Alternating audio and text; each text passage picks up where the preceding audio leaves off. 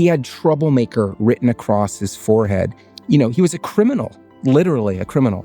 On the last day, the biggest transformation out of 100 men who were going through this program was this criminal.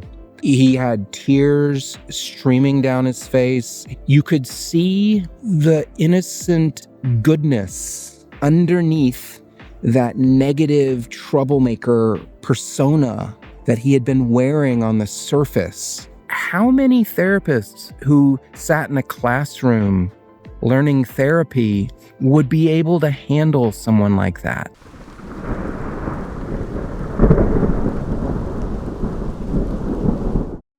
Hey, my friends, I just want to share a thought that we can't become healers sitting in a classroom. You don't learn how to heal people's emotions and psychology by sitting in a classroom. Do you remember Karate Kid, the original one? Back in the 80s, Daniel was learning karate from a book. And then what happened when he had a fight with the mean kids who were learning karate at Cobra Kai, going to actual classes and actually moving their bodies with an instructor and actually doing the karate? He got his butt kicked, right?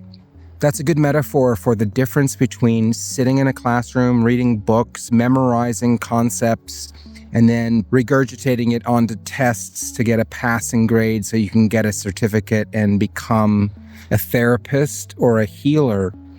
That's not how it works in my experience. I've had a lot of experience with different therapists, and some of them had degrees and some of them didn't have degrees. The most powerfully healing people I've ever met, and I met quite a few of them, weren't licensed therapists.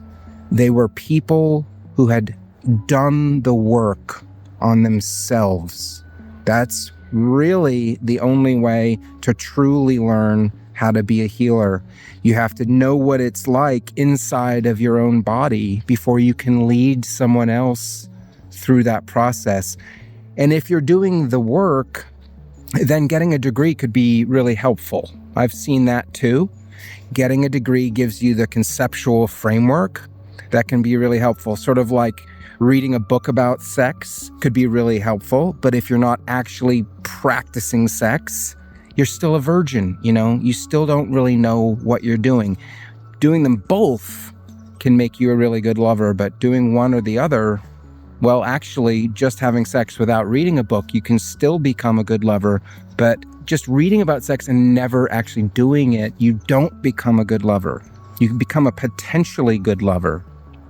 This is a really important concept because so many people, value a degree hanging on a wall, and those are the authority figures in our society for mental health.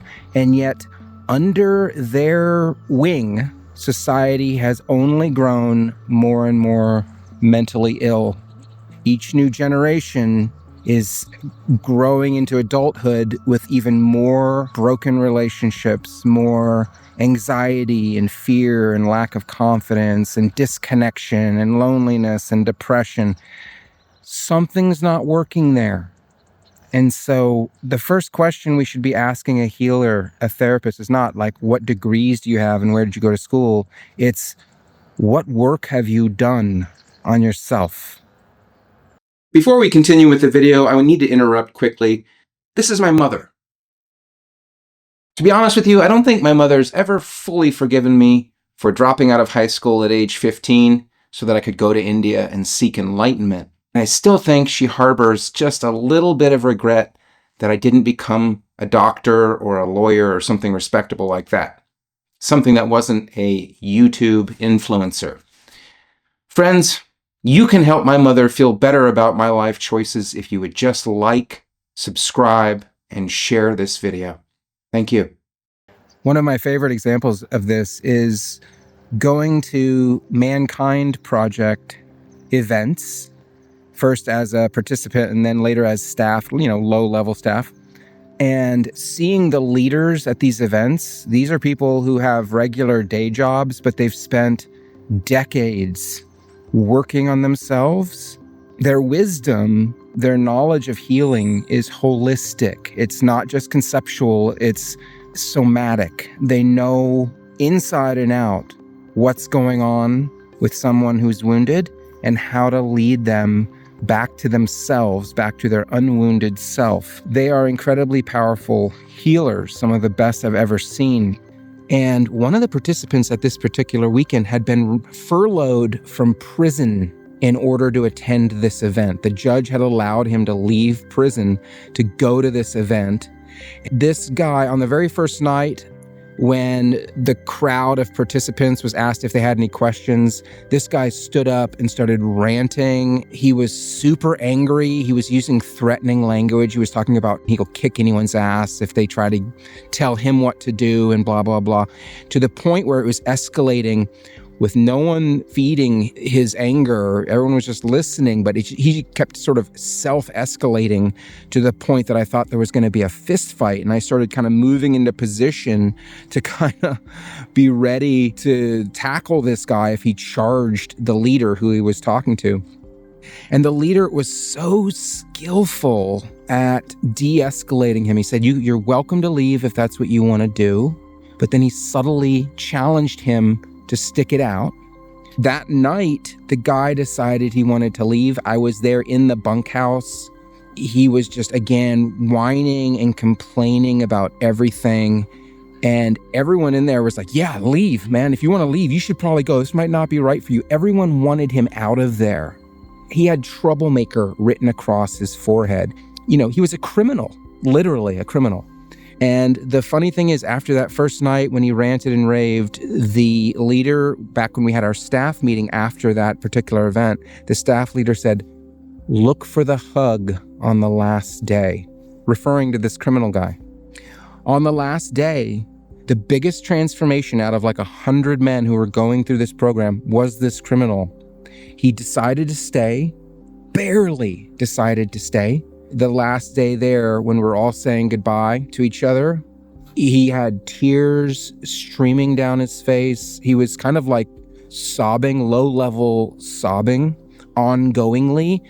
You could see the innocent goodness underneath that negative troublemaker persona that he had been wearing on the surface. There was this tender, it was almost like a light shining out of his heart.